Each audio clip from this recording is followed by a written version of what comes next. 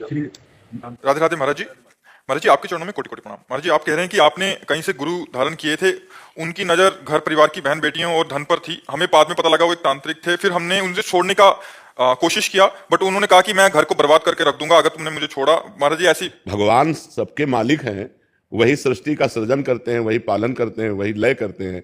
ये सब पाखंडी लोग, ये कुछ मतलब अब महाराज जी अब इस दुनिया में है नहीं वैसे वो, लेकिन वो ये कहते थे कि मैंने जिसको तुमने मुझे छोड़ दिया ना, अगर तुम किसी भी भगवान के पास जाओगे, हम एक रोम का ना ये टूट के गिर जाए, तुम इतने बड़े तांत्रिक हो, हमारा रोम तोड़ दो, तो बस इतने से हम तुम्हें मान लेंगे कि तुम भगवान हो गए। एक रोम नहीं तोड़ सकता।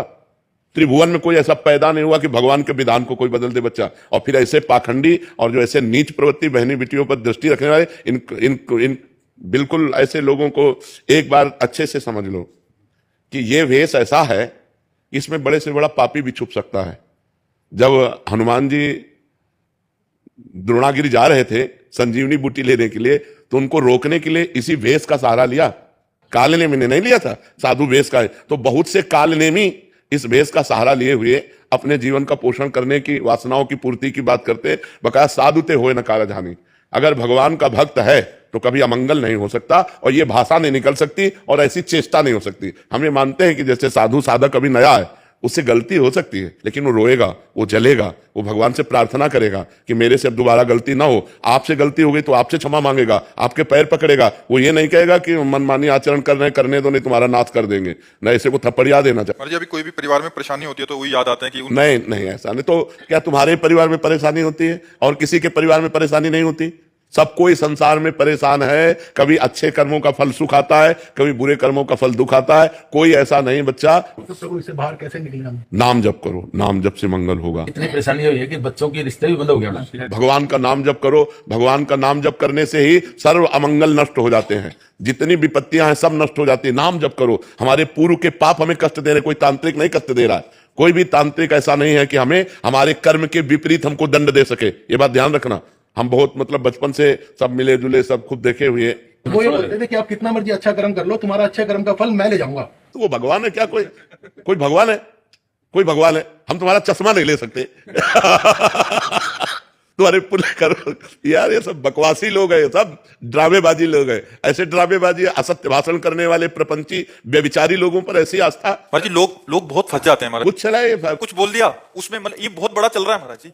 किसी ने बोल दिया कि ऐसा ऐसा तुम्हारे साथ होगा, अभी वो बात बैठ गई, उसने बोला ऐसा होगा, अभी ऐसा होगा। अरे कुछ नहीं, तुरंत हटाना चाहिए कि ऐसे पाखंडियों के पास इतनी दम है कि वो जो बोल दे वो हमारे हो जाए। अरे यार तुम कैसी बात लिए? बाहर निकाल दो उससे हमें। हाँ बिल्कुल, आज से तुम समझ लो कि तुम बाहर हो।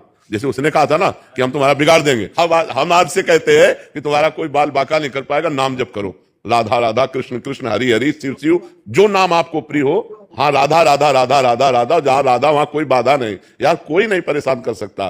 को न काहू के सुख दुख कर दाता, निज कृत कर्म भोग सुन भ्राता। भगवान का नाम जप करो। का हनुमंत विपत्ति प्रभु सोई, जब तो सुमिरन भजन न होई। भगवान का भजन नहीं हो रहा, इसीलिए विपत्तियां हैं। चिंता मत करो, किसी तंत्र फंत्र का कोई प्रभाव नहीं। खूब नाम जप करो। नाम कीर्तन घर में करो। देखो तुम आधा घंटे राधा राधा नाम कीर्तन करो, अभी तुम्हारे घर के सारे अमंगल नष्ट होना शुरू हो जाएंगे। नाम संकीर्तनम यस्य सर्व पाप प्रणाशनम। जहां तक राधा नाम ध्वनि जाएगी सबका मंगल होने लगेगा। रोज आधा घंटा नाम कीर्तन करो ताली बजा के, और राधा राधा नाम जप करो। फिर हमें बताना कि तुम्हारा मंगल हुआ कि नहीं। ठीक है?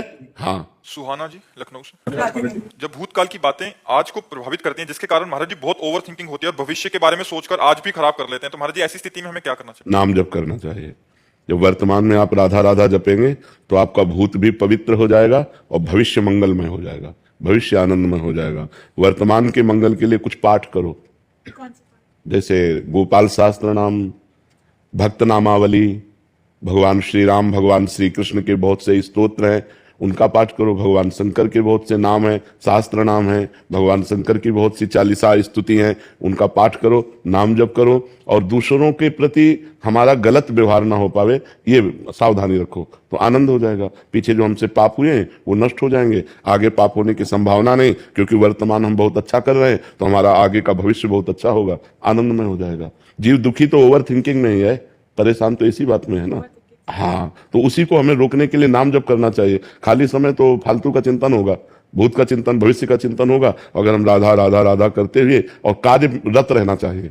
आपके जीवन में खाली समय नहीं होना चाहिए, आपका जीवन कार्यरत होना चाहिए, इतना बिजी जीवन होना चाहिए कि अगर कोई हमसे 10 मिनट के लिए मिलने के लिए कहे तो हमें सोचना पड़े कि हमें आपके लिए 10 मिनट निकालना पड़ेगा।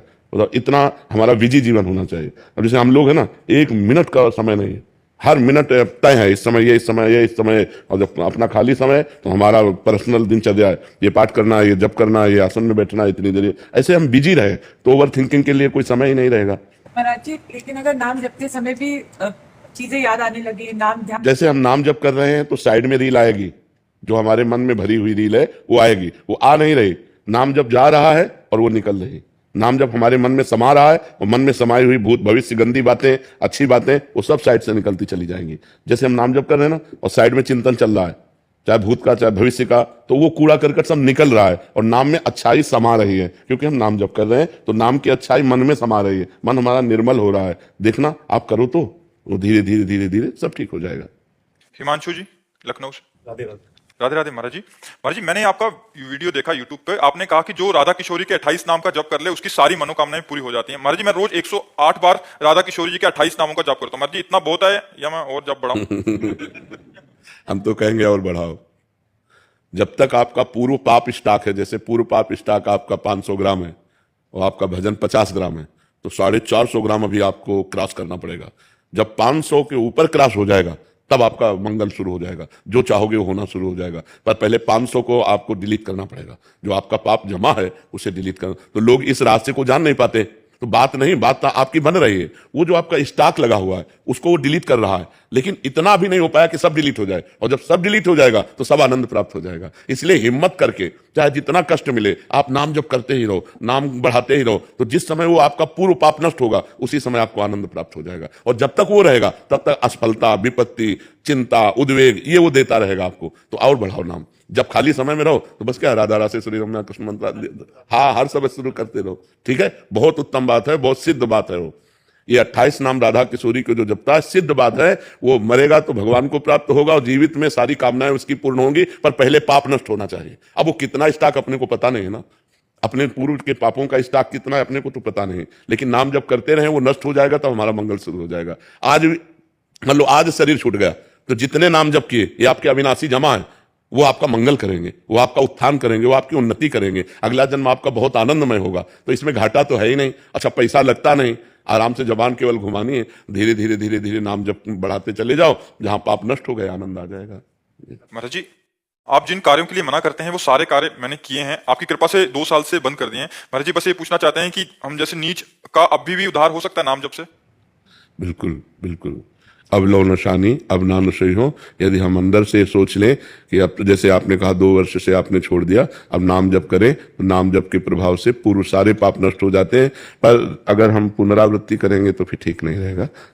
अब लो नशानी अब ना नशे हो, आज तक किया अब नहीं करेंगे, ये बहुत उत्तम बात है। भगवान क्षमा कर देंगे। अहम तो हम सर्व पापेभ्यो मोक्षयिष्यामि मा शुचा, मैं तुम्हें समस्त पापों से मुक्त कर पवित्र कर दूंगा, भगवान कह रहे हैं। अब भगवान की शरण में हो जाओ और नाम जप करो और अच्छे आचरण करो। नहीं, हाँ, अच्छे आचरणों से हमारा आगे भविष्य जो होगा वो बड़ा सुखमय होगा, और बुरे आचरणों से भविष्य दुखमय हो जाता है, बड़ा कष्टमय। ऐसे ऐसे कष्ट हैं कि लोग मृत्यु मनाते हैं कि मैं मर जाऊं तो अच्छा, लेकिन मरते नहीं, भोगना पड़ता है। इसलिए हम पाप कर्मों से डरें कि हमारा जीवन, और गलती सबसे हो जाती है, आपसे ही नहीं, हर व्यक्ति से गलती हो जाती है। लेकिन गलती का सुधार करना हमारे मानव जीवन का कर्तव्य है कि जो हमसे गलती हो गई अब पुनरावृत्ति नहीं होगी। अब लो नशानी अब ना नशे हो।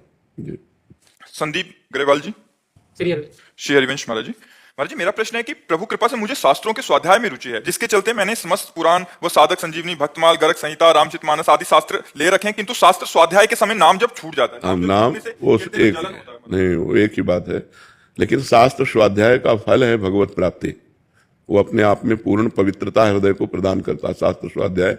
तो उसको एकाग्रता पूर्वक कीजिए तो उसमें भगवान का यश है, भगवान की महिमा है, भगवत प्राप्ति का सिद्धांत है। इसलिए उस समय नाम जप छूट जाना एकाग्रता के कारण स्वाभाविक है, पर वो भी नाम जप के समान ही है। जो शास्त्र स्वाध्याय है, हम जैसे पढ़ रहे हैं तो भगवान के पावन चरित्र है ना, तो भगवान का नाम, भगवान का रूप, भगवान की लीला, भगवान का धाम, ये सब भगवत स्वरूप है। तो शास्त्र भी तो भगवत स्वरूप है। जब हम भगवत स्वरूप शास्त्रों का स्वाध्याय कर रहे हैं तो हमारे अंदर भगवान का भाव ही तो जागृत हो रहा है। इसलिए उसमें ये नहीं है कि नाम छूट गया तो अब हमको परेशानी, ऐसा नहीं होना चाहिए। आगे चल करके फिर स्वाध्याय में रुचि नहीं रह जाएगी। जैसे जैसे तुम्हारी एकाग्रता भजन में बनती जाएगी वैसे शास्त्र स्वाध्याय से रुचि हटती जाएगी, क्योंकि सबका फल है भजन। सब साधन सब शास्त्र एक ही बात कह रहे हैं, संसार का चिंतन छूटे और भगवान का निरंतर चले। तो अभी तो प्रारंभ में तो बहुत अच्छा है शास्त्र स्वाध्याय करना, फिर धीरे धीरे समिट जाना चाहिए। जो अपना इष्ट ग्रंथ है उसको थोड़ा स्वाध्याय कर लिया, बका 24 घंटे नाम जप में हर समय कार्य करते हुए, बैठते हुए, उठते हुए नाम जप के द्वारा ही भगवत प्राप्ति होगी। अगर 18 पुराण कंठस्थ हो, चारों वेद कंठस्थ हो और उसकी भजन में रुचि ना हो तो पुण्यात्मा हो गया लेकिन महात्मा नहीं हुआ, भगवत प्राप्ति उसे नहीं हो सकती। सब शास्त्रों का फल है निरंतर भगवान का नाम जप होना। तो कुछ समय शास्त्रों में दे, हर समय भजन साधन में लगा रहे। मेहुल जी।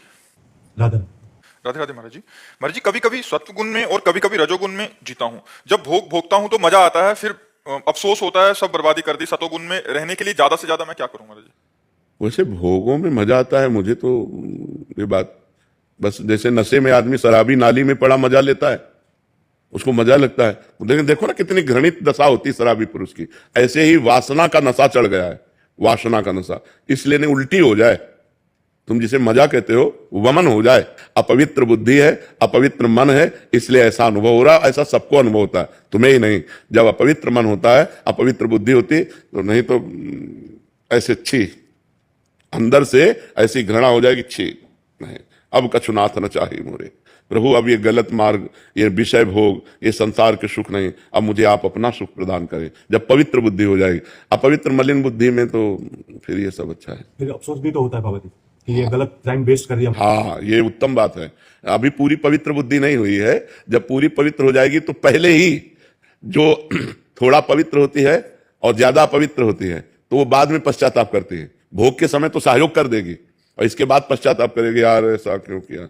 और जो ज्यादा पवित्र होती है, कम अपवित्र होती है, तो भोग की लालसा तो हुई पर वो पहले ही काट देगी, पहले ही उसमें निरर्थक भाव ले आएगी कि यार इसके पहले ले आवे तो काम बन गया। अब पीटने के बाद फिर ज्ञान उपदेश हो तो फायदा क्या हो गया। माया ने पीट दिया, अब बाद में उपदेश हो रहा है, यार ये समय बर्बाद गया, ये व्यर्थ की वासना बढ़ रही है, व्यर्थ का अनुभव बढ़ रहा है संसार सुख का, ये तो बहुत गलत है। पवित्र बुद्धि, तो इससे नाम जप बढ़ाओ।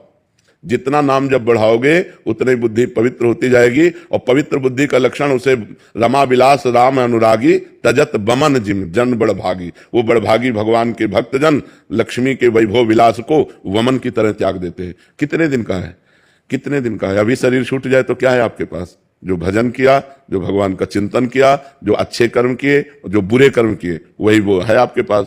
तो अच्छे कर्म करो, नाम जप करो और भोगों को धर्म के लिए भोगो। अब जैसे आपकी पत्नी है, अब आप परमार्थ पे चल रहे हो और उसकी इच्छा है तो भगवान को प्रणाम करके, भगवान का चिंतन करते हुए कि यद्यपि इसमें सुख नहीं है पर वो अर्धांगिनी है, उसकी इच्छा पूर्ति के लिए हम ऐसा कर्म कर रहे हैं, बगैर इसमें कोई तत्व नहीं, तो आप कर्म भी हो गया और आप फंसे भी नहीं, क्योंकि आपकी रुचि नहीं है।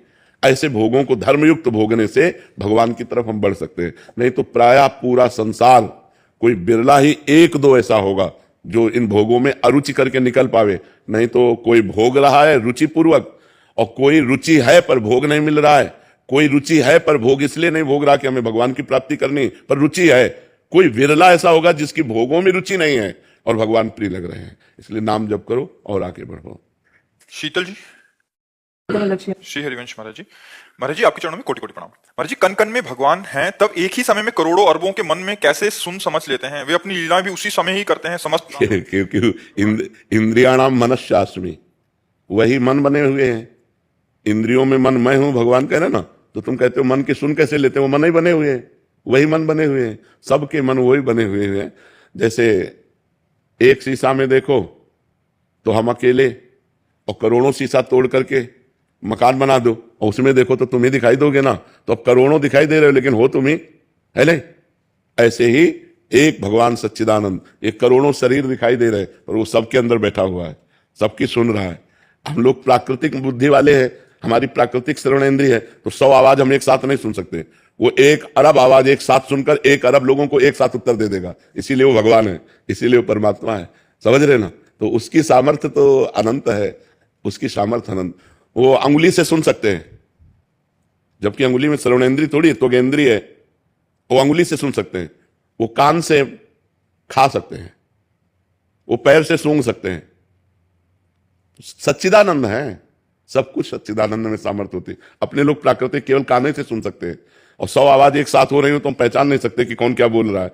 वो एक असंख्य लोग बोले एक साथ तो सबको उत्तर भगवान दे देंगे। भगवान भगवान है ना, भगवान की सामर्थ्य अनंत है। वही सबके मन बैठे हुए बने हुए, वही सबकी आत्मा बने हुए, वही सबकी बुद्धि बने हुए, सही पूछो तो वही सब कुछ बने हुए हैं, उनके सिवा कुछ है ही नहीं। तो अपनी बात अपने सुन लेते हैं ना, ऐसे भगवान सबकी बात सुन लेते हैं। देवांश जी जबलपुर से।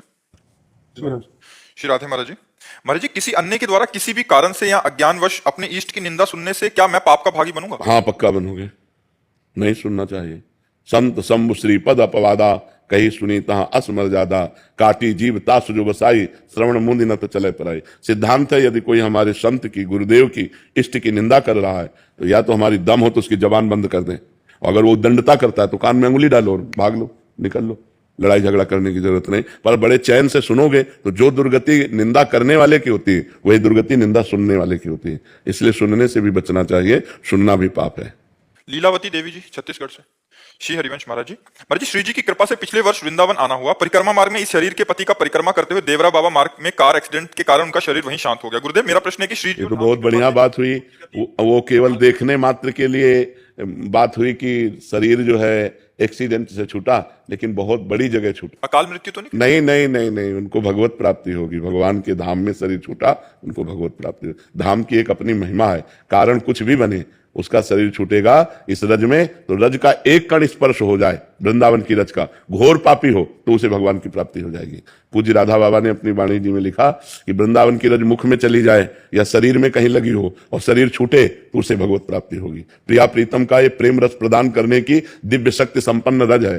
सदैव वशीकरण चूर्ण मनंत शक्तिम तम राधिका चरण रेणु मनुष्मरामी। और इस रज में जिसका शरीर छूटता है, जे रेणु पर मरिबो मंगल आए। इस शरीर का कितना भी पाप बना हो और धाम में शरीर छूट जाए तो उसका परम मंगल हो जाएगा। जैसे कैसा भी पापी हो काशी में शरीर छूट जाए तो मोक्ष को प्राप्त होता है, ऐसे कैसा भी पापी हो वृंदावन में शरीर छूट जाए तो भगवान को प्राप्त होता है। ये तो बड़ा भाग्य रहा आपके पति का, निमित्त कुछ भी बना लेकिन धाम में शरीर छूटा है तो बड़ा मंगलमय है। धाम की ऐसी महिमा सुन के अगर कोई खुद जानबूझ के यहाँ शरीर छोड़े तो उसकी दुर्गति हो जाएगी, उसकी दुर्गति। वो यहीं बनेगा, प्रेत बनेगा, यहीं बनेगा वृंदावन का प्रेत। पर पिता नहीं कितने कल्प लगेंगे उसको प्रेत होने से उद्धार होने में, वो प्रेत बनेगा, मोक्ष को प्राप्त नहीं होगा स्वतः। अब जैसे जा रहे थे, परिक्रमा दे रहे थे, कार आई, एक्सीडेंट किया और चली गई, तो उनकी तो इच्छा नहीं थी ना, और अब वो भगवत इच्छा से गए तो वो भगवान के धाम को गए। ये परम मंगल में रहा। तो गुरुजी वो अंत समय में वृंदावन में आके बस जाए और वहां उसका शरीर पूरा हो जाए, अंत समय में आके वृंदावन धाम उसका वास हो जाए, हाँ बिल्कुल, और उसकी यहाँ उसकी मृत्यु हो जाए। बिल्कुल बिल्कुल निश्चित भगवत से मतलब उसका बिल्कुल बिल्कुल। हम कह रहे हैं कि घोर पापी है और मरने के समय उसे धाम में ले आओ, यहाँ शरीर छूट गया, वो भगवत प्राप्ति हो जाएगी उसको। ये धाम है ना, धाम की महिमा है, धाम की अपार महिमा है। ये वृंदावन धाम है, सब धामों में सर्वोपरि धाम है। यहाँ शरीर छूटे तो भगवान की निश्चित। पर महाराज जी, सहज है क्या? कोई भी आ सकता है क्या? श्री जी की कृपा से, मतलब यहाँ किसी भक्त की कृपा? हाँ, मतलब कुछ ना कुछ संबंध रहेगा किसी न किसी कारण से।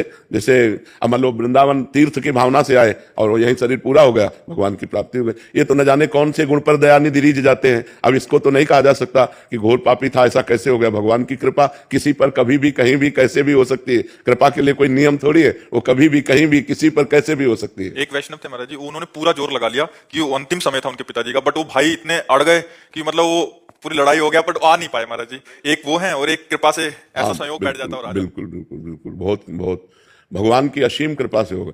धाम पर शरीर छूट जाना ये बहुत बड़ी मंगलमयी बात है। अगर किसी का बाहर कहीं शरीर छूट रहा है और धाम की रज लगा दो, धाम का रज का कण चला जाए तो उसकी दुर्गति नहीं होगी, उसकी सदगति हो जाएगी। फिर जो धाम में शरीर छोड़ रहा है उसकी सदगति में